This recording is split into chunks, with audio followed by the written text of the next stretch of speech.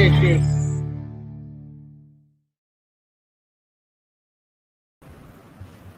Yon! Good evening! Hello. Si George, yan. Good evening, everyone. Welcome to our South Triangle Online Sessions, Season 2, Good evening. Episode 5, entitled the Arkihustle Series. Yan, magandang gabi sa inyo lahat.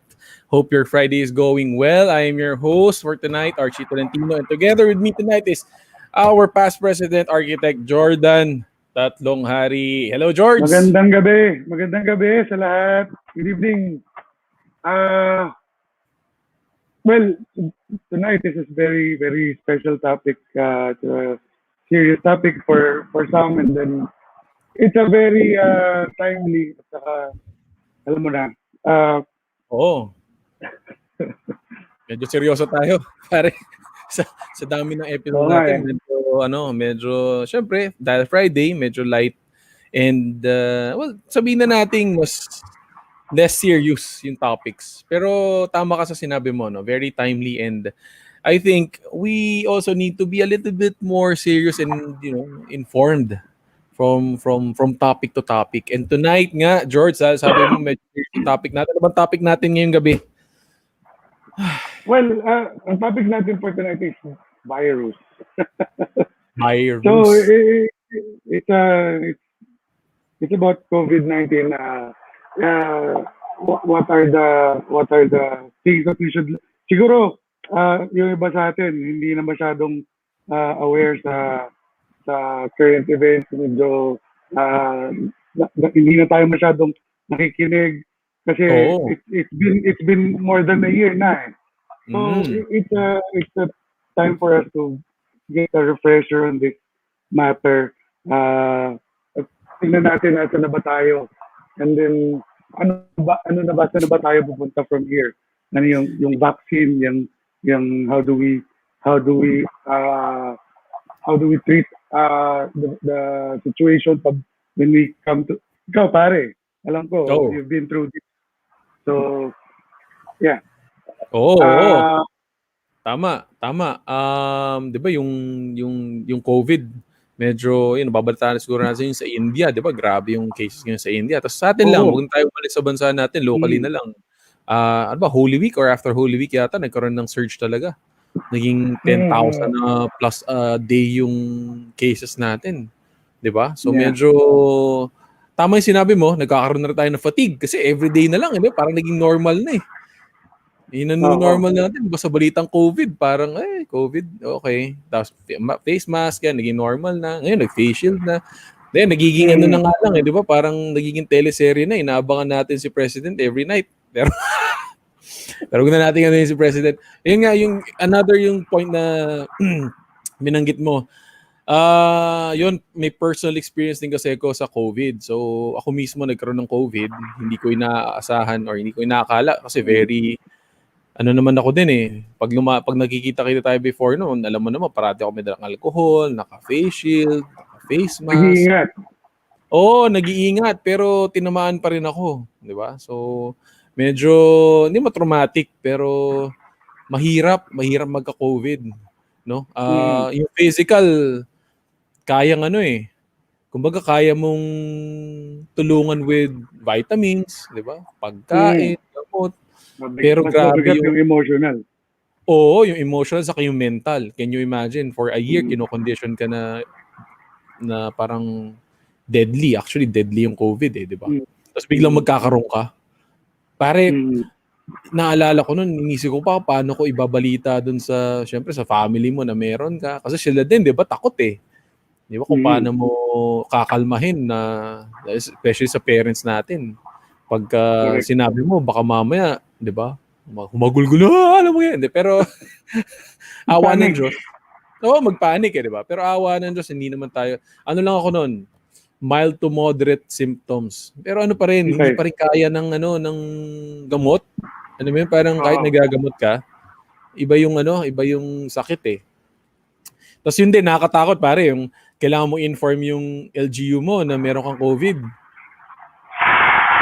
Yung tatawag ka ng barangay para sabihin na, oh, may COVID. Nakakatakot eh. Hindi mo alam kung pag tumawag pa ako, pick upin na ako dito or hindi na ba ako makikita ng misis ko pag, diba? Babatuhin ka ng mga kapitbahay? Oo, actually yon isa pa. Oo, laking natakot din ako noon na pag nalaman nila baka discrimination, alam mo na. Although, yun nga, me and my wife, si Michi, nagkaroon din ng COVID, pero siya asymptomatic. So, isolated naman kami. Buti na lang. Pero yun, pare, I wouldn't wish anyone to go through the same thing. Either moderate or mild yung symptoms. Iba yung mental, mental effect. Hanggang ngayon, actually, parang may brain fog na tinatawag. Diba? Yeah. Kasi sabi ng brain fog, yung medyo nakakalimot ka, hindi pa ganun ka-fluid mag-isip. Pero yun, bago natin ipakilala yung guest natin for tonight, George, batiin muna natin yung mga yung mga online ngayon. Nanonood. Oo. Kumaway muna tayo sa mga nakikinig. Ayan, sino ba? Ayan, si Bonds. Si Pres. Andyan. Si Pres. Talas ng gupit. Ayan, kailangan eh. Pare, tagal kong tinis yung buhok eh. Dale. What's up? Oy, baste. Hello. So next time, online ka na din. Uy! Sir. Congratulations. Good evening po. Magandang gabi. Oy, yating ka-STC COD. Sir Romir, good evening. Good evening. Oo. Yan. May sinasabi si Sir Architect Albert, George, mas deadly ka daw kaysa sa sa COVID. Ayan, si Gab. Hey Gab, good evening. Good evening. Ayan. So yun nga, George. Yeah. Siguro, let's say, nasa finishing, kumbaga sa construction, nasa finishing stage tayo. Huwag na tayong magkamali kung kailan patapos na, diba? Wag lang. Let's get ourselves informed more. The more reason na kailangan nating malaman kung anong dapat gawin. Diba? Exactly. And yun nga ang goal natin tonight. Kaya ang guest natin is napapanood ko to sa sa YouTube na lang kasi hindi ako nakakapanood ng mga live na salamat Doc eh. Maaga yata masyado yun eh. Salamat Doc. Pero siya, parang regular. Tita yun eh. Ayun. Hindi naman pare, paminsan naabutan ko pero tama yung mga health conscious na, 'di ba? Yung mga wag naman masyadong matanda. No, pero yung guest natin for tonight, she's a resident pero madalas mag-guest nung maging resource person especially sa mga news outlet sa TV or sa radyo. Okay? Yep. Marami na siyang award din and naging speaker na rin sa maraming international and national engagements. Hindi ko na lang babanggitin lahat kasi baka mag 2 hours tayo. Pero yun, she's currently an active consultant in University of Santo Tomas Hospital. Go Ste. Yan. She's also the head for the TB committee. I'm assuming yung tuberculosis for University of Santo Tomas Hospital. Chair AMS and IPCC ng Diliman Doctors Hospital. Yan. She graduated with honors sa De La Salle University. Tama ba? Biology yata. Bio, BS Bio sa La Salle. With honors pa, pare. Yan. So, she's currently an assistant professor yata sa UST. So, let's welcome to our online session si Doktora Daisy Ilagan-Tagarda. Hello, good evening. Thank you for inviting me to give a lecture on COVID, about my experience in COVID-19 and some important information also that I think I need to share to everybody para din ma-educate. So, sometimes I usually accept invitations. It's because I think this is my social responsibility to the people to educate, especially in terms of the yung facts about COVID-19 paano siya pwedeng i-prevent, and at the same time, just a touch on vaccination also. So thank you for joining us, Doktora. Siyempre, kami mga arkitekto, there's almost nothing we can contribute to humanitarian efforts ng COVID. And this is a small gesture for us. Kahit sa small group namin and to some listeners outside, makatulong naman tayo. Oo, kasi actually COVID-19, hindi siya namimili ng mga bibiktimahin, no? From all walks of life, from all classes, no? I had several patients who are also architects. I had patients na mas marami doctors, nurses, iba-iba talagang profession. So, thank you for this opportunity to share what I know about COVID-19. Oh, Doc, thank you for giving us time. I'm sure with everything that's happening, ako nagulat pa ako na may time kayo mag-online at this hour. I'm sure nagsa-start yung araw niyo na napakaaga. Baka kararating nyo lang from hospital, I don't know. And I'm sure pagod na rin kayo. Thank you for spending this Friday night with us. And we hope na we get a little bit more appreciation dun sa sa trabaho po ninyo, no, sa frontliners, and also a refreshed appreciation sa mga pag-iingat na kailangan natin gawin with the COVID virus being passed around. So yung Doc, if you're ready, we can share your PowerPoint presentation. The floor is yours. The floor is yours. Yep. Okay, so I'll start my lecture. It's just a short lecture on my experience. So COVID-19 pandemic, a closer look in the battlefield. It's literally a battlefield when dealing inside the hospital among patients with COVID-19. So please, next slide please. Okay. So the scripture, ito po yung mga speaker ako for different companies, but this is not sponsored. Okay na. Okay. Jordan. Okay. Next slide, please. Walang boysen dyan, ano? Walang boysen. Wala po gamot.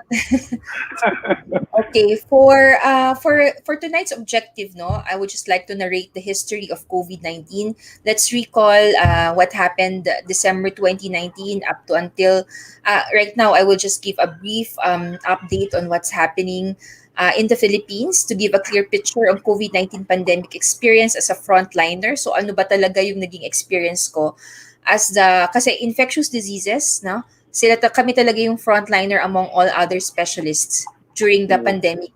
Sumunod doon yung mga pulmonologists and then the other subspecialties. And then to discuss on how to prevent the COVID-19, I think this is one of the most important topic that I can share to other people, no? And then to discuss on how to prevent COVID-19 and to discuss the importance of vaccination. Next slide, please. Okay, so let's now again recall the story behind the COVID-19 pandemic. Kindly click again. Okay, so if you can remember, 2019, so ang bilis ng panahon, but it was last December 31, 2019. Sa naaalala ko, no, there's actually news that's there's an outbreak in Wuhan, China. But we don't actually give so much attention to that news, no? But it's the WHO who was alerted due to the outbreaks of pneumonia in Wuhan, China. Please click again. And then the first day of 2020, no, they ordered the closure of the epicenter of the COVID-19 outbreak in China, which is the seafood market in Wuhan, South China. So they closed it because one of the theory actually is that they thought that the SARS-CoV-2, no, yun yung tawag natin ngayon, before it was called nCoV, that it's zoonotic, meaning it actually infects originally the animals. Seafood market from China sells a lot of exotic animals during that time. So feeling nila doon nanggaling yung SARS-CoV-2. Click again, please. So last January 8, 2020, they named the virus, no? So they were able to discover that the virus was a member of the corona family, no? Katulad ng MERS-CoV, no? SARS-CoV, when I think 2003, nung college pa ako, ang alam ko. Si Jordan, graduate na siya ng architect. Joke lang. So, I think I was in college during this time that the SARS-CoV-1 had an outbreak in Guangdong, China. So, magkaka-family sila.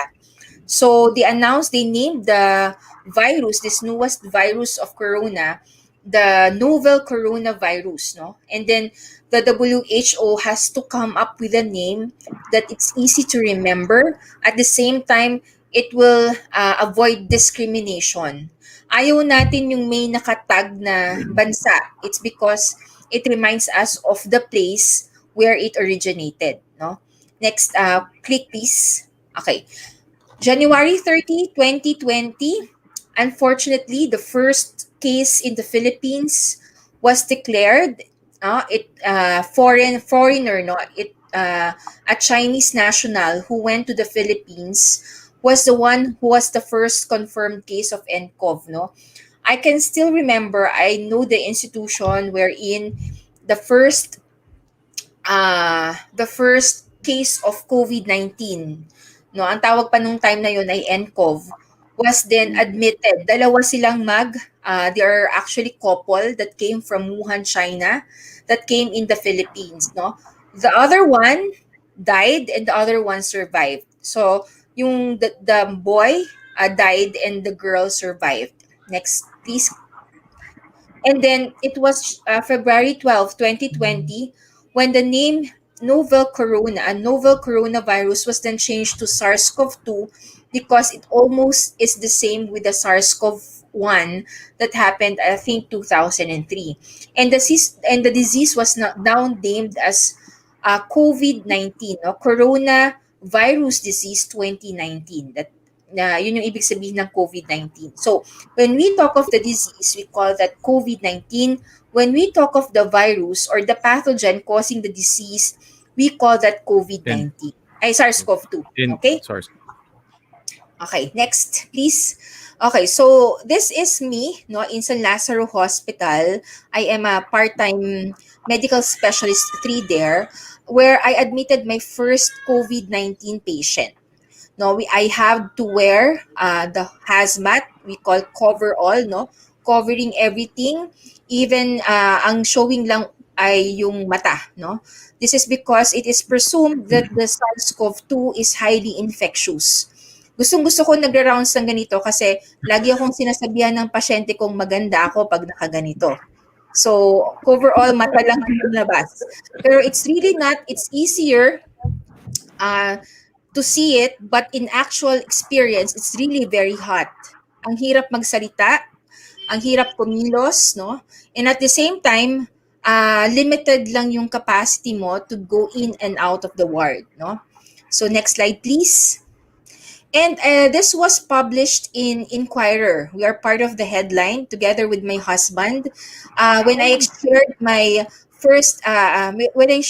COVID-19 experience. So during the first few days of the pandemic, I think that was March, when it's very toxic for the healthcare system.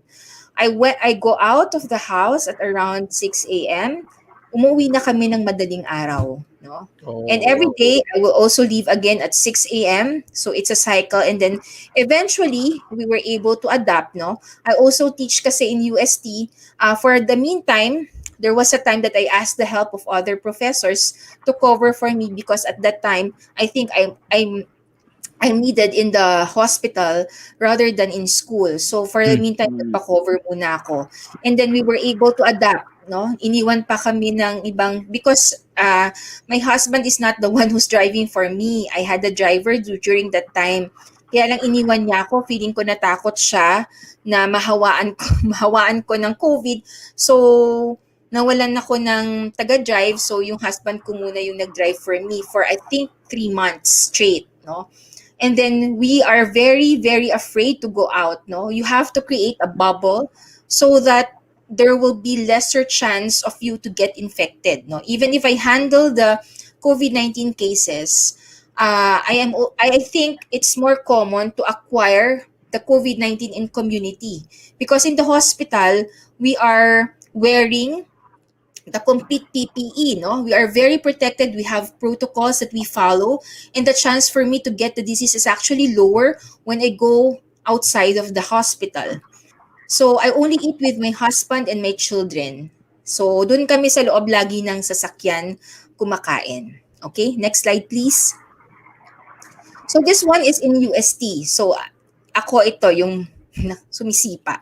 So, together with me are my younger colleagues, no? These are the residents and fellows. They are the ones that stay in the hospital for 36 hours, no? And some of my fellows, they don't have any salary. Wala silang sweldo. The resident doctors, they just have the minimum wage, no? Napakaliit ng sweldo nila to compare it to the number of years that they studied for medicine, and at the same time, the number of hours in the hospital. So after naman, gagraduate sila, but these are our heroes, no? More than me as the consultant who just go rounds and see the patient. They stay in the hospital for quite some time, and they have the higher risk of exposure to the virus. So just imagine the whole day nakaganito sila. Okay? So just to make fun out of inside the battlefield, nagpipicture-picture lang kami for fun. But it's really difficult, and it's quite a challenge for everyone. Next slide, please. So these are the problems that we have encountered. There are lack of personal protective equipment because we are actually not prepared to have this outbreak. So I can remember the N95 mask kasi is the mask recommended inside the hospital. And because of the shortage of the mask, no, we have to wear during that time the N95 mask for at least 3 days. So instead of using the mask only for one patient and you have to throw the mask afterwards, we use the mask repeatedly, and then dahil nga walang supply, nag-extend kami ng mask. Thin workforce in the healthcare setting because we are not prepared. We were not prepared during that time. There are a lot of nurses and doctors who actually got infected. Some died, no? Some were quarantined. So, ilan na lang ang natitira sa hospital. I think may tumating ang time in UST Hospital, 500 plus employees were quarantined. Sabay-sabay. Okay? Infectious nature of the disease, it's quite difficult to attend to the patient knowing that there's a tendency to get infected, no? But you have to sacrifice because that's that's the call of duty. There was actually a time parang nagsisisi yata na pinakasalan ako ng asawa ko kasi ano ba tong pinasok ko? Yung asawa ko lagi na lang nasa ospital, hindi niya alam kung ako ba ay magkakaroon ng COVID o hindi kasi sometimes he will bring me to the hospital and then he will wait outside for 4 to 5 hours that I'm inside the COVID ward just for one hospital only. And there was one time that my resident actually got intubated. So I went there around 9 p.m. and I went out of the COVID ward in UST around 4 a.m. So, while inside the car, kung ano-ano nang naiisip niya. Kasi syempre, babad na babad kami dun sa COVID ward and we intubate the patient. It's a highly aerosolizing procedure. So, the chance of me getting the virus is always there. Low compensation for the frontliners, no? Especially for the nurses and the residents, no? So, when I asked the nurses on how much they get, no? Napakababa talaga compared knowing the risk of getting the infection. So it ranges from 15,000 to 25,000. Maswerte na mag 30 plus thousand. No? Some even nurses don't get paid for their hazards, especially kapag may mga certain institutions na hindi talaga nakakount yun. And especially the PhilHealth, they don't really pay on time. Okay? So low stigma for patients and healthcare workers. So during the initial time of the pandemic, there are roam around the UST area, Espanya, I can see the nurses walking kasi walang gustong magsakay sa kanila. They are discriminated, no? There was even a time that my colleague, no, was not allowed to eat inside the restaurant because she's just a doctor attending to COVID-19 patients. And yet they say that we were heroes, and then we were not allowed to eat inside the restaurant because of that stigma. So it's really ironic. Healthcare workers getting infected. So some of our mentors actually expired in other institutions. No, I had 2 residents who were intubated, but very lucky enough that they were able to survive. No, there are nurses who expired as well. So just imagine the traumatic, emotional trauma that we experienced also during that time. And of course, the increasing number of the patients and decreasing number of healthcare workers. Napaka-challenging po nito. Next slide, please. So this is me sleeping inside the car because this is the only time traffic kasi, no? So yung asawa ko picture ng picture, pag natutulog ako picture ng picture. So the only time for me to sleep is inside the car when I'm transferring from one hospital to the other. Kasi when I go back to our home, no, walang tigil din yung telepono. So, usually, intermittently yung tulog. So, in between na lang ng hospitals yung tulog namin. Okay. Next slide, please. So, the solution, during March, April, May, no? So nakita natin yung problem, but, there's always a silver lining. Kunyari sa Katrio nag-agree ako, there's always a silver lining in the darkness of the pandemic, and that these are the solutions that we found during that time. So there were the donation drive, no? So one of my most generous donors, si Dindo Pumare, no? He's my ninong in sa kasal namin. And then there are actually unknown donors. Yun. So maraming nagbibigay ng mga PPE, food, no? Kung kani-kanino, ito galing to sa kapatid ko, pinadala niya from Batangas, where there was actually a donation from Red Cross as well, no? At saka yung from friends, no? Some of my friends, kahit hindi ako humingi, nagpadala talaga sila ng mga tulong. Next slide, please. So aside from the material things that we actually really need during that time, support from the family and from the colleagues, no? So we are the Charlie's Angels in my other hospital naman sa Diliman Doctor. So I'm the infectious diseases specialist. This one is Doctora Europa, the pulmonologist, no? And this one is Doctora Lim, our nephrologist. She's the one doing the hemoperfusion. So usually nagiging team kami. And together with me also are the very, very reliable COVID nurses. So these are our nurses in the COVID ward in Diliman Doctors. But of course, very special pa rin, no? Iba pa rin ang inspiration from the family. So I have 2 children. So just imagine kung mawalan sila ng nanay. Little boy and girl pa. And then my husband. Okay? So medyo nasa-stress ako. But this one, they are the ones keeping me going. So kung meron tayo sa commercial na sinasabing, para kanino ka bumabangon? Yun. Para sa kanila. Okay? Yeah. Next slide, please. So how can you get SARS-CoV-2? So there are different, in the hospital setting kasi, mas strict yun kasi we have aerosolizing procedure, but generally, it's still considered as respiratory droplet. That's why we still recommend using the face mask, no? So spread from person to person among close contact at around 6 feet. Kaya nga kapag when you talk to other people, you have to always maintain social distancing as much as possible. It's more than 6 feet. Person to person spread is thought to occur mainly via respiratory droplets, no? Especially when people cough or sneeze. That's why symptomatic people are often considered to be more infectious comparing to the people that are asymptomatic, no? So implement contact and droplet precaution. That means when you touch something that you don't think is sterile, then you have to wash your hands, no? Or at least have alcohol or sanitizer in your pocket all the time. Okay, next slide, please. So how to prevent, aside from the social distancing, air circulation. That's why we will get the help of our architect friends, no? Kung Yes. paano ba magkaroon ng magandang air circulation in different areas in the hospital. Ang problema talaga ng hospital, some hospitals are not really that equipped, no? Lalo na yung mga old hospitals, walang negative pressure, konti lang ang kanilang mga air filters, no? So, physical distancing, we also promote that. Always wear mask and shield properly. Hanggang ngayon, nakakita pa rin ako na pag mag-wear ng mask, nakalabas yung ilong, no?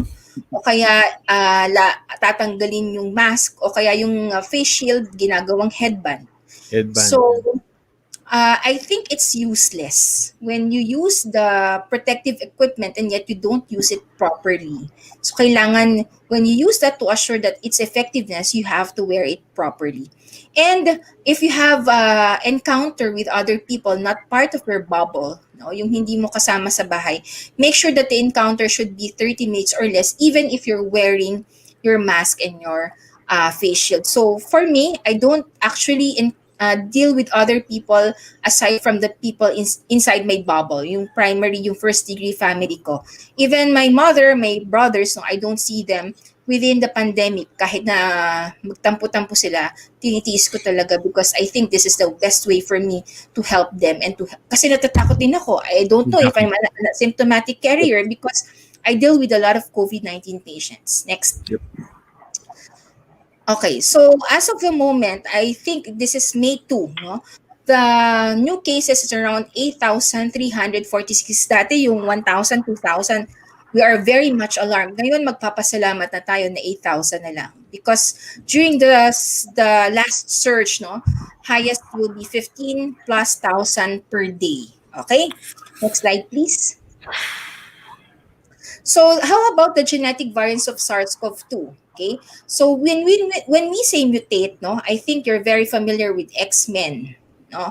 Ibig sabihin, same yung itsura, but they have variations, no, that make them very unique and they have different properties, no. So when we say mutation, there is a difference in terms of the genetic variant. So may nagbago dun sa DNA or sa RNA ng SARS-CoV-2, pero SARS-CoV-2 pa rin siya. We say variant, genomes that differ in sequence, but when we say strain, it's the behavior that actually changes. So there's a difference in antigenicity, in the virulence, gaano ba siya katapang, gaano kalala yung sakit na pinoproduce niya, how infectious, no, it can be affected by strain. Now, the principle that this virus actually follow is the survival, the Charles Darwin theory of survival of the fittest, no? The one that is the most virulent, the most transmissible is the one that survives and gets the predominating variant, no, in the pandemic. Next slide, please. Next slide. Okay. Ayan. So this one is the UK variant. Ito yung, I think, one of the most famous variant, no? What we say about this variant, also known as B117, at least 50% more spreads more quickly compared to other variant. This is because it binds more to the receptor, mas makapit siya, and at the same time it replicates faster. It has a higher viral load. The term higher viral load is always equated to more infectious type of SARS-CoV-2. Okay, next slide, please. So the first UK variant in the Philippines was reported last January 13, 2021, as what declared by our DOH. No, this came from an individual that came from Doha, in UAE. No, so this actual individual, when swabbed going back, nag-positive siya sa B117 together with the other companions from UAE. Okay, so highly infectious siya kasi most of the companions of this individual in the airplane was also positive for the B117. Next, please. So how do you prevent the spread of the new strain? We still go back to the principles. So wala pong bago, but you have to be more strict when following the protocol: mask, physical distancing, hand washing, limitations on large gatherings. No, I can still remember. Up to until now, I admit patients na family, mag-asawa, anak, no. So sa isang kwarto, minsan tatlo, no. Sometimes buong family. So ang pinaka common that I observe is that the couple will usually be admitted together, especially if they are elderly couple. So, control of more transmissible variant would likely to require more stringent application and widespread adoption to this measure. So, we just have to be more strict and more compliant with the infection control. Okay? Next slide, please. So how about the antigenicity and vaccine effectiveness? So up to until now, there's still no large study. Wala pa, ongoing pa lahat sa ibang variants. No, the most of the vaccines that were manufactured was tested on the original variant. But for the UK variant, I think the Pfizer and the Moderna were tested, and I think Astra as well were tested for the UK variant and deemed to be effective. But on the other variant like South Africa, hindi siya ganun ka-effective, but we need further study for that. Next slide, please. Okay, so let's now go to the updates of the vaccine. Now, question: how soon should you get the vaccine? As soon as possible. Why not? Why? It's because if you delay your vaccine, kunyari, mas inantay mo pa siya, you're giving the opportunity for the virus to mutate more. Mas magta-transmit siya, mas mag-mutate siya. So, if you can get the vaccine as soon as you can, then that's the best. If you're going to ask me, am I vaccinated? Of course, I'm vaccinated. Next slide, please. So how the vaccine works: the scientists determine which part of the virus is actually the most effective in stimulating the immune system. And for the SARS-CoV-2, it's the S protein that is deemed to be the most immunogenic, or the most effective part of the SARS-CoV that can stimulate the immune system and create the memory cells para mas maging effective siya. But other parts of the virus, no, your M protein, N protein, and the other parts of the virus are also known to be antigenic, but the most immunogenic one is the S protein. Now, the antibodies that is being produced by the body, specific for the S protein, this is what we call the neutralizing antibody. Ito yung effective para mag-neutralize ng virus. Next slide, please. So we have different types of the vaccine. No? We have the DNA vaccine. The RNA vaccine is the ones that you actually see in the social media, in the news, the Moderna and the Pfizer. So what it does, it actually introduces the mRNA in the body of the human, and then the human cells are being instructed by the mRNA to produce the spike protein, not the virus, no, the spike protein only. And once there's the spike protein, it then stimulates your body to create the neutralizing antibody specific for the spike protein. So yun yung principle ng mRNA. Now, for the vector vaccine, it uses a virus that is non-pathogenic, not harmful. So for the case of Astra, it used adenovirus, no? So the adenovirus actually contains the red one. Yung dito sa vector vaccine, the red one, ito yung information for the adenovirus to produce the S protein. Now, once you have the S protein already, yung color yellow na to, then the body will then be stimulated again to produce antibodies specific for the spike protein. Now, lastly, the inactivated vaccine, your Sinovac, no? What is actually good about Sinovac? It is generally safe kasi it has been tested for several years already, being used flu vaccine, no, and other types of vaccine. However, they say that it is less immunogenic as compared to the other vaccines. No? Next slide, please. So ito, just to elaborate again, what is your mRNA? Your mRNA is the information being injected into the cell, and then your cell will then be instructed to produce the spike protein that will then trigger your body to create antibodies. Next slide, please. Okay, so again, paano ba? in general, the vaccine. So the vaccine contains the information, the antigen. The antigen will then stimulate your different arms of immune system. So may tinatawag tayong innate or then innate and then adaptive.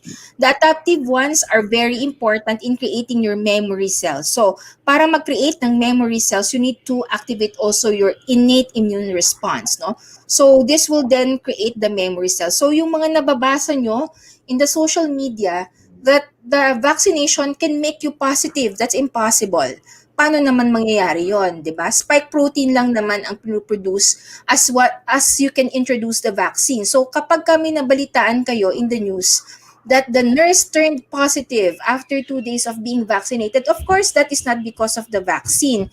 It's because probably when the time that person received the vaccine, it's already incubating, nag-i-infect na siya. So remember, the incubation period is 2 days to 14 days, no? So ibig sabihin, it's impossible really for the vaccine to cause infection. So hindi po yun totoo. Next slide, please. So what is vaccine efficacy? So vaccine efficacy is interpreted as proportionate reduction in the disease among vaccinated groups. So for example, 2 sections, no, in the school, kunyari yung inyong kabilang block 41 and block 42. Block 41 all received the vaccine. Block 42 walang nag-receive ng vaccine. And then you're going to compare how many among the block 41 got the disease and how many among the block 42 got the disease. So that's how you're going to compute the vaccine efficacy. So you're going to risk among unvaccinated group minus the risk among vaccinated group. So most of the vaccines, no, next slide please, kasi I will show now.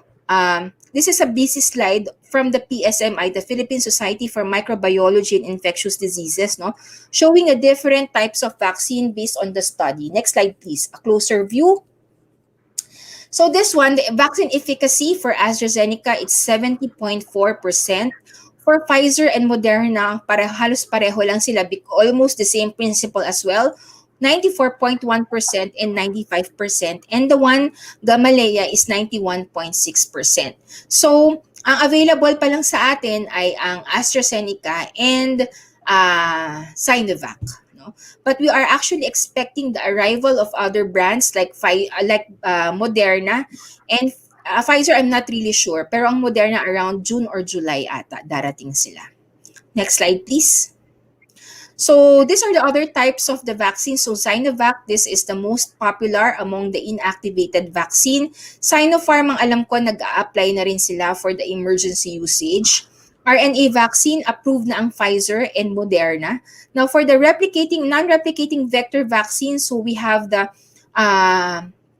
AstraZeneca, we have the Gamaleya and Janssen Pharmaceutical. But this one, yung Janssen, this is special because it actually requires only 1 dose. So, ang principle for us infectious diseases is the lesser you give the vaccine or even the medication, the higher the compliance it will become.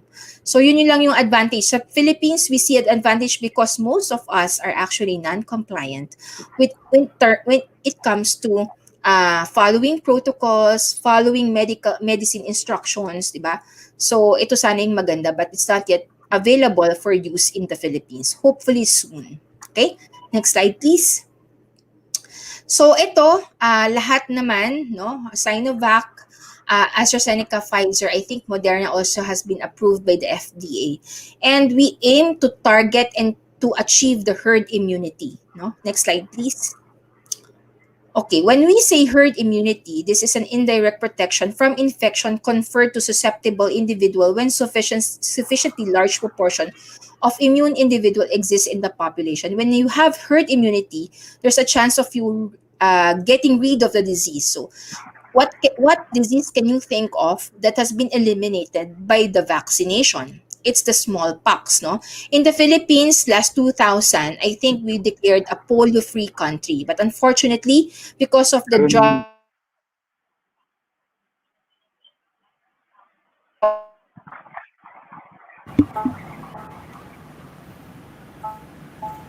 Ako yata na... Hindi. Si Doktora yata yung So if we're able to target at least 67%, Sorry na wala ako. Ayan, If we're Doktora. going to okay na. Yes. If we're going to the ultimate aim actually for the vaccination is to achieve the herd immunity. So for the herd immunity to be achieved, at least we need for the COVID pandemic at least 70% of the population to be immune from the disease. No? So some of the vaccination has been some vaccines actually has been very successful eliminating the disease, like the smallpox, no? In the Philippines, polio naman, no? Oo, so magpa-vaccine lang kayo, wag kayong matakot, no? The benefit always outweighs the risk in vaccination. Okay? Ready na kami, Doc. Ready na. Okay, next slide, please. Alright. Vaccine. So yun, when we achieve the herd immunity, you're not just protecting yourself, you're protecting other people. So some of the individuals who can't get the vaccine, like the children, kasi wala pa talagang available COVID vaccine, immunocompromised patients, they are not very, they don't have that good immune system to wherein the vaccine can be effective, no? Kapag the people around that vulnerable population are already vaccinated or immunized, then the chance of them getting the disease actually also lowers. No, you're not just protecting yourself; you're also protecting other people. Okay, next slide, please. So, yan. Oh, wow. I got the vaccine. I think kailan ba to? Parang March of 2021. So, and then I'm due to get another this month for the second vaccine. And I checked my antibody level and it's good already. Even with one dose of the vaccine. No, I'm hoping to increase it further with the second dose of the AstraZeneca. Next slide, please. Ano yung vaccine mo, Doc? AstraZeneca. AstraZeneca. May comorbidities ako. Preference mo ba yun? Ha? Preference mo yun? Oo. Kasi ako diabetic. Okay. Sa data kasi, mas mataas ang immunogenicity ng Astra. So if you have comorbidities, yung mas less yung chance mo to create antibody, mas gusto sana namin yung mas effective. But of course, Sinovac, if you have that and if you have the chance to get it, then you can get it as well. Okay? Yes. So it's been a year and yet we're still facing the surge of cases in COVID-19. Healthcare workers are suffering. We continue to support them by prayers. And of course, the most important is actually following the basic infection protocol. Mutation happens due to the actual change of viral sequence which resulted into the new viral strain. So UK variant of SARS-CoV-2 accumulated for a total of 17 mutations and known to be more infectious. No? The basic control like wearing of masks, social distancing, good air circulation, and hand washing still proves to be effective against new variant. So, vaccination is administration of the vaccine to help the immune system to develop protection from the disease. So, different forms of vaccine for COVID-19 are already available in other countries. With differences in clinical efficacy and safety, it's already available in the Philippines, kaya lang selected brands pa lang tayo. So we need to take our part by receiving COVID-19 vaccine when it's already our turn to protect ourselves and also to protect your loved ones. So with that, I'd like to thank everyone again for inviting me to share my experience and some of the knowledge and facts about COVID-19. Thank you very much. Alright, thank you, Doktora, for that very... Thank you. Napaka-informative. In-depth. Mabilis pero in-depth eh. Oo nga eh. Yung mga key knowledge na kailangan natin maintindihan din with regards to the virus and also how it works para mas alam natin paano maiwasan, di ba? Ganun pala yung vaccine, George. No? Oo nga eh. Medyo ang hirap lang intindihin yung mga scientific terms pero ang hirap din spell, di ba? Yun. Doc, may question ako. Okay lang for you to stay with us for a few minutes for online questions and our questions as well. Yun nga, kasi you've described the situation from the very first slide as a battlefield. And as one, I would think, as one of the leaders in the battlefield, how do you keep your your morale? You already described how you keep it up, no? Pero how do you deal with the everyday, syempre yung mga kasama nyo na nagkakasakit yung iba. Yung iba, I'm sure 36 hours na shift. How do you try to be more, how did you keep your motivation and your Spirit parang yourself high. ready to work? Kasi pag 36 hours, like 8 hours na ako magtrabaho, uwin tayo. Okay. For the residents kasi, so lahat kami, when you're consultant, dumaan ka na rin dyan, no?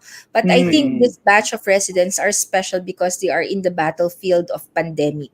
I think for our younger colleagues, no, syempre, the dream of becoming an full-fledged consultant, that sooner or later, they will have to be, yun nga, maging consultant kasi yun yung nagiging aim kapag doctor ka.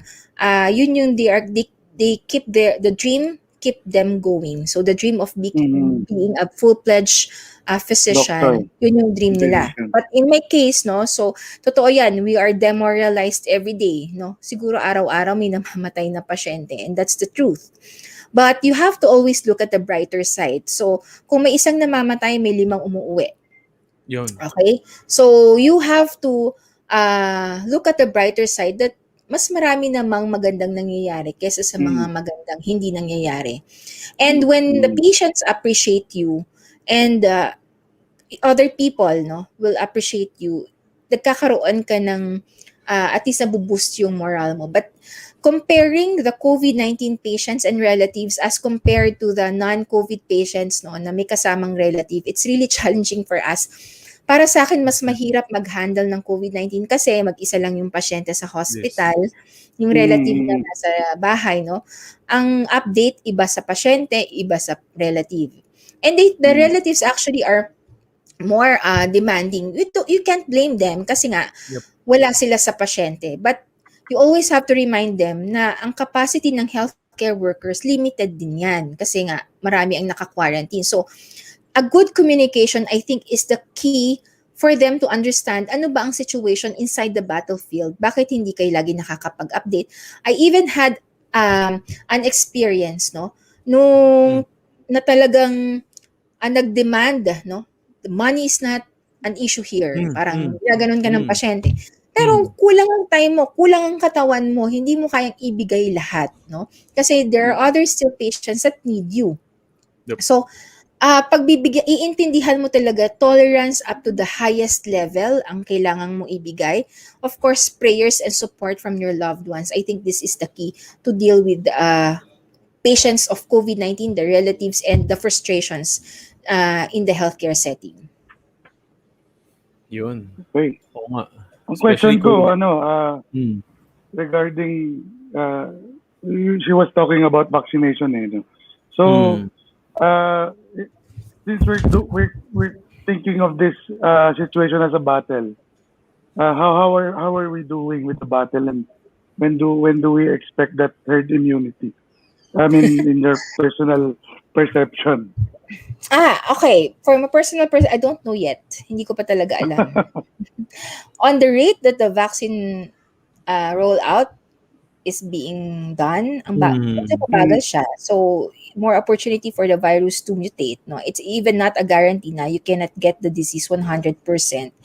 So, ano yun, hindi ako masyadong umaasa that within the year matatapos. But we are actually hoping for the best, but we are yung cliche na hoping for the best but expecting for the worst. But hopefully, no, sana yung matapos mga advanced countries, mas ano sila, mas syempre mas higher chance na, earlier chance na maka-herd immunity sila, di ba? Oo, ang Israel, I think na they are getting there, no? Wow. Bhutan as well. Australia and New Zealand, wala na silang new case. In some areas of New Zealand, wala na silang cases. In Australia, wala na talaga. In Singapore, they don't have local transmission documented already. Nag-resume na sila ng classes. It's because all of their foreigners are being quarantined once they reach the area for 14 days, strictly for 14 days. And we don't do that in our setting kasi. maybe because limited din tayo ng budget. So, for the Philippines, future, hindi ko pa rin alam. Pero sana soon kasi nakakapagod na talaga. Oo nga. Vaccine talaga. Ibig sabihin ba yung mutation, yung ibang strain, yung ibang variant, kailangan ng another vaccine for that or kailangan lang i-develop yung hindi pa rin? We don't know yet, but yeah, probably baka kailangan ng ibang vaccine kasi sa UK variant mukhang effective yung mga current vaccine, but in some strains, I think in South Africa strain, tsaka yung may isa pang strain, hindi ganoon ka-effective ang mga vaccine. But still, you have to receive the vaccine kasi at least you're protected to the other variant, di ba? Yung main variant.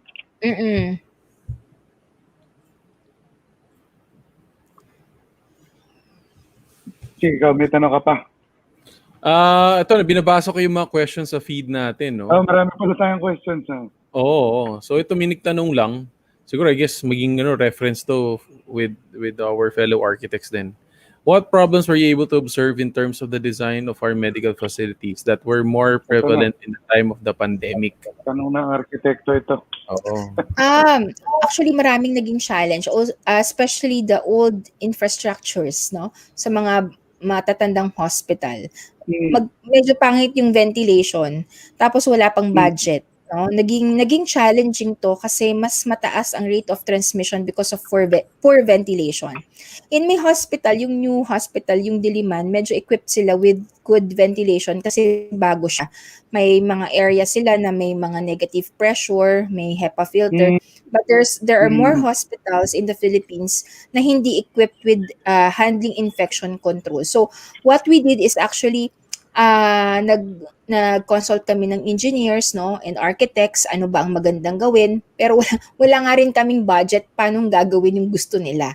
Yun yung nagiging problem. Kasi they have ideas, but it's very difficult to implement kasi we don't have budget to actually do and elicit yung mga gusto nilang design. So, paano na yan?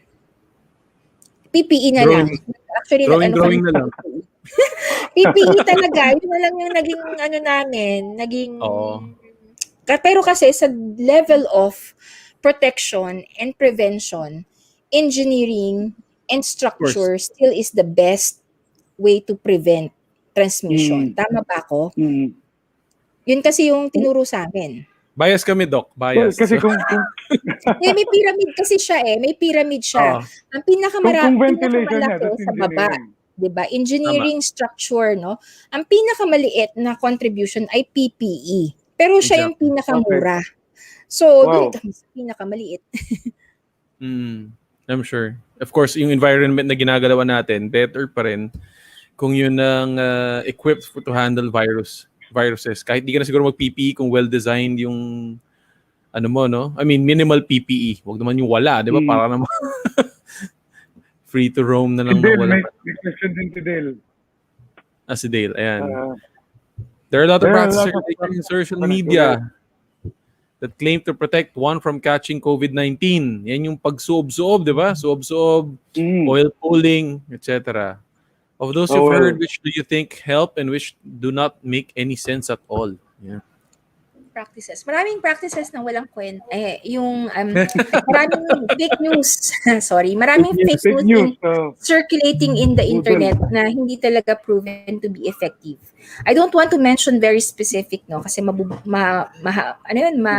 mababash tayo dito. But yeah, there are a lot of... So the key factor there is, number one, you always have to qualify the evidence, no?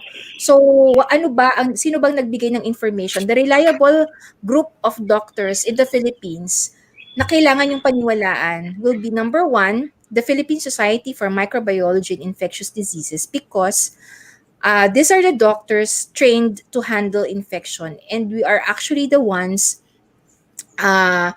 specializes in this area, no? So, alam nyo na kung ano yung sinasabi ko, like ivermectin. We don't support the use of ivermectin sa ngayon. But if there will be evidence in the future that will tell us that there's a significant finding or evidence regarding the use of ivermectin, then it's okay. Pero sa ngayon, wala pang magandang evidence to support the use of ivermectin. Marami pang ibang information na kumakalat sa internet na I don't find it really significant, and even at nagiging challenge pa sa amin, no, as ID specialists, to promote the actual information that we need to disseminate to our people.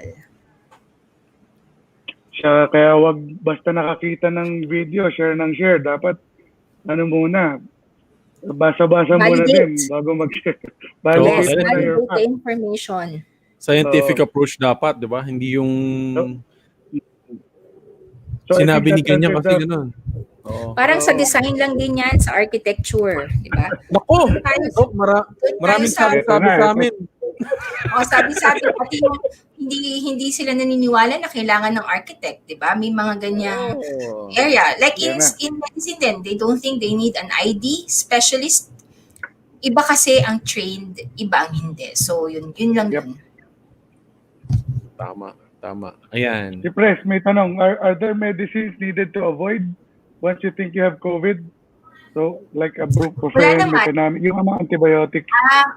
Ibuprofen and mefenamic or NSAIDs mostly should be avoided in dengue cases kasi nag-i-induce sila ng bleeding. But in COVID, we don't usually promote using the NSAIDs. What we actually promote is paracetamol kasi ito ang safest. But there's no study yet showing that this NSAIDs, ibuprofen or mefenamic, can make the disease worse. Wala namang ganon. Kaya lang, ang safety profile kasi ng paracetamol compared to this ibuprofen or mefenamic is better. Better ang paracetamol compared to this medications. Yun lang. Pero ang wala masyadong bawal, but don't take antibiotics unless it was being prescribed to you by the doctor. Kasi ang antibiotic ay para sa bacteria, ang COVID ay virus. So we don't treat the virus with antimicrobial or antibiotic unless you have unless there's co-infection with the bacteria. Okay? Okay. So I guess ito yung next question niya kay Dale ulit. I think we have to know ano ba ang dapat gawin in case of contact, in case of nag-positive ka. If someone at home starts to have symptoms, what should we do immediately if we can find a hospital yet? Are there any equipment that we can reasonably invest in case increase on the chances of the patient's recovery?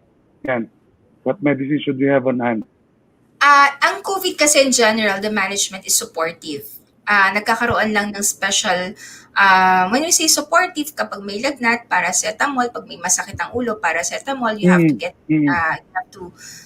get rest, no, when you feel tired because of the infection.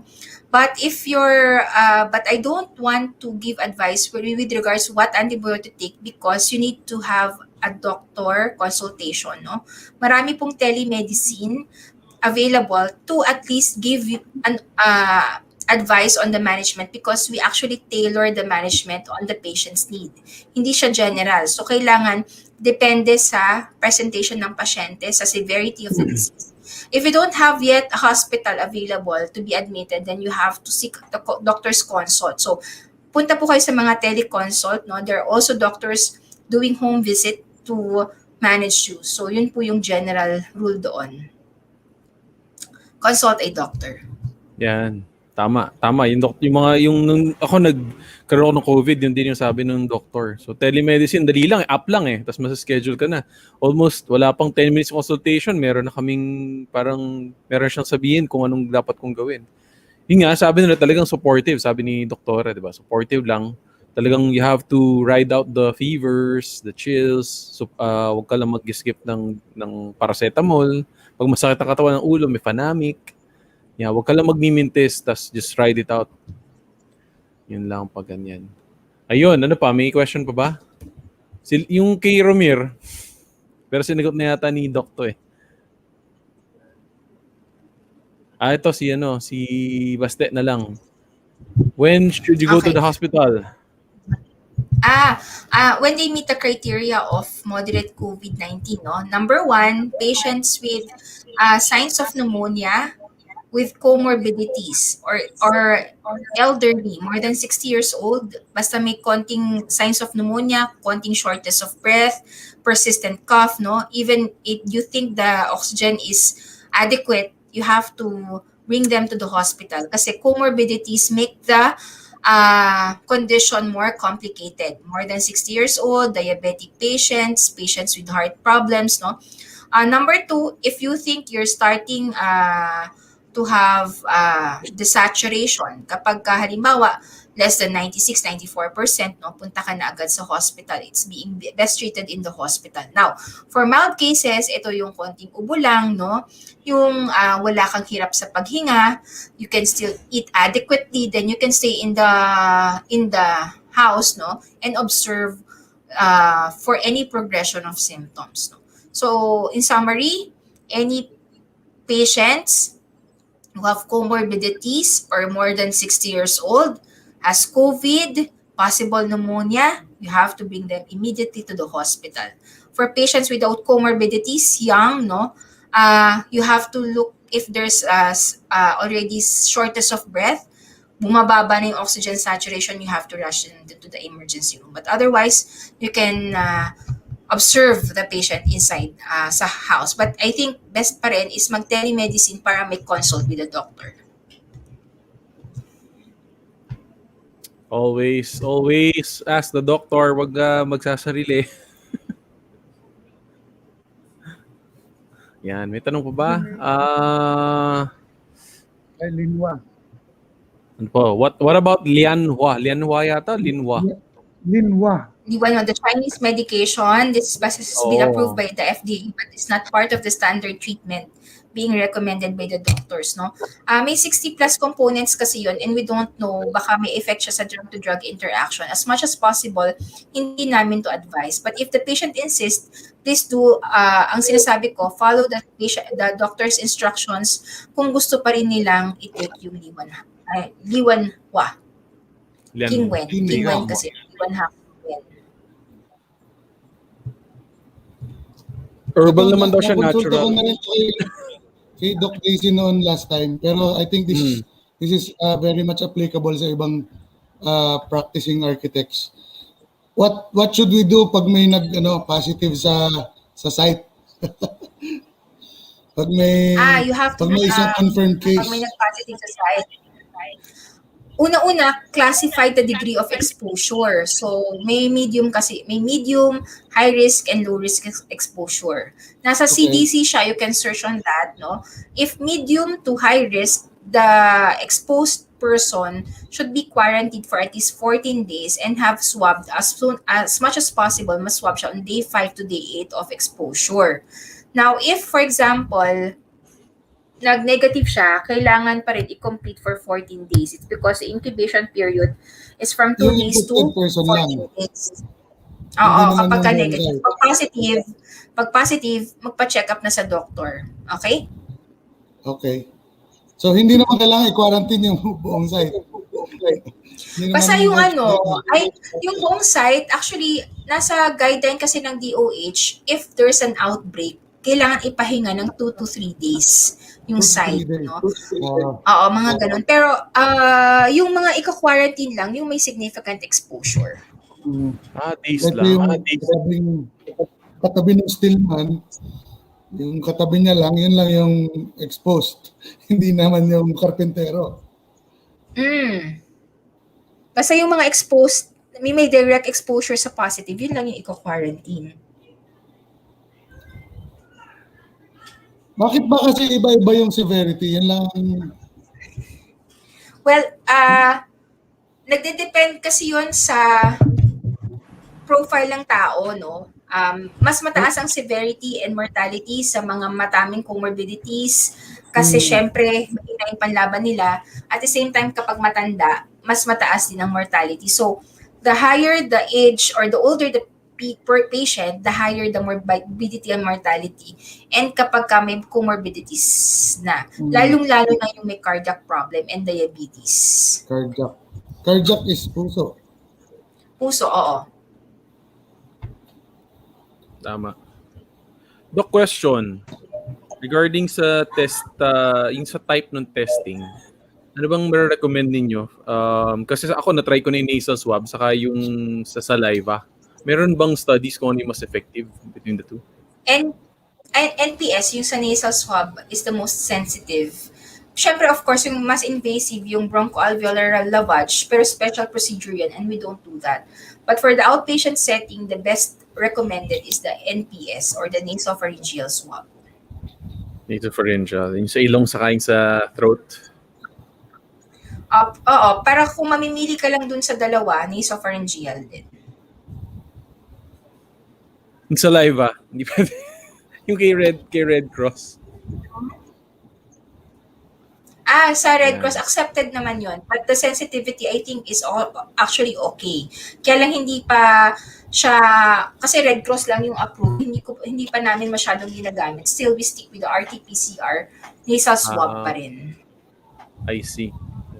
Cheaper kasi si saliva testing. Magkano ba si saliva? Kano ba natin nun? 2,000? Parang 2,000 pesos? Mura nga. 2,000 eh. Pero sa bagay, pag may PhilHealth kayo, yung nasa pharyngeal, nasa 500 lang.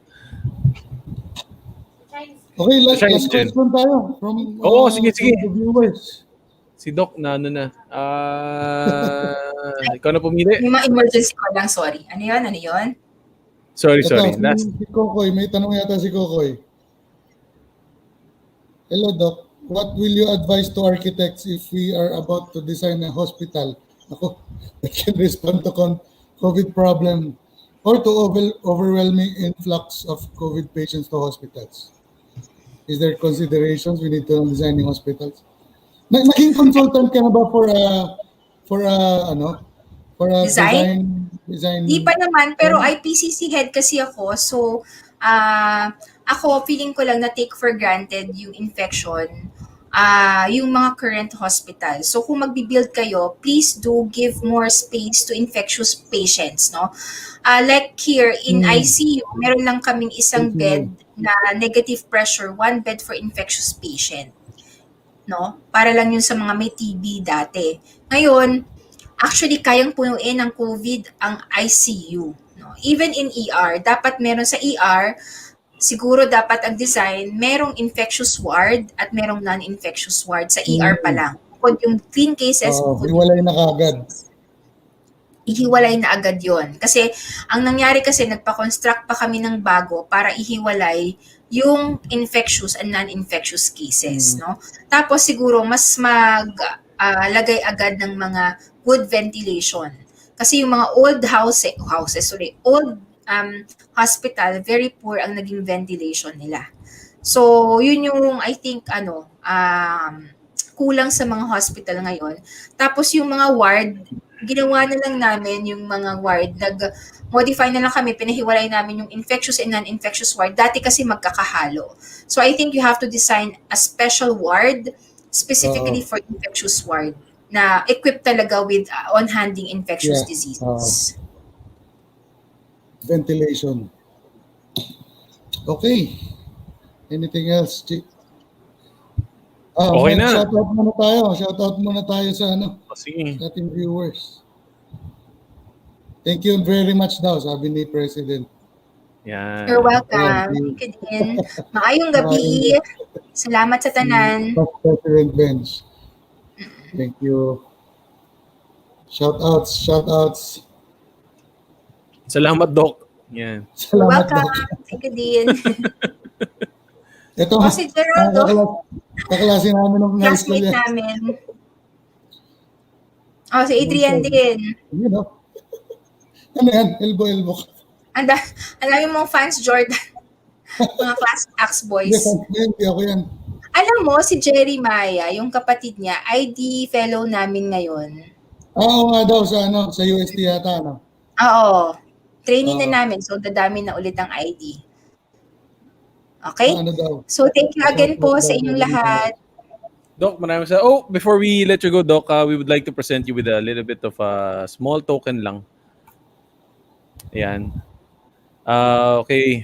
So, United Architects of Philippines, Quezon City, South Triangle Chapter issues this certificate of appreciation to Dr. Daisy Ilagan-Tagarda in grateful recognition of your effort and support to our Arkihustle's online session given the 7th day of May 2021.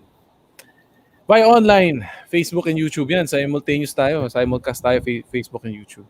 Signed by our President Architect Bonstara Remo and our Chapter Secretary Architect Ana Magdalena Yanwaria.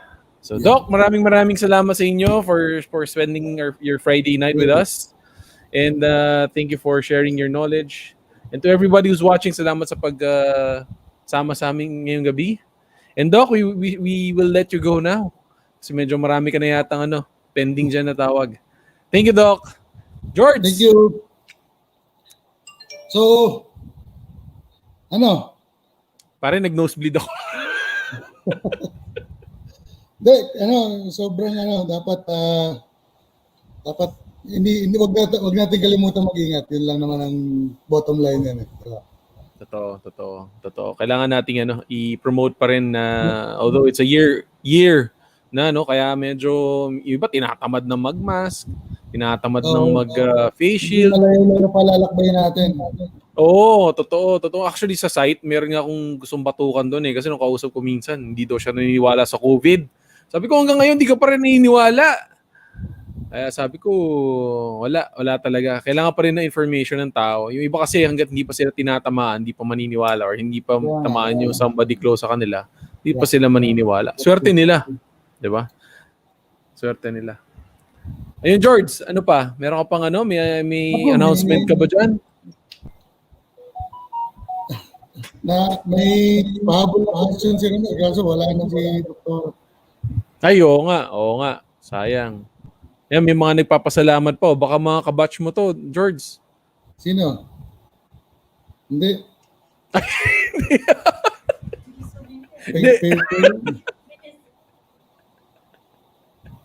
Anyways. Ayan, matagal pa raw bago magkulasa.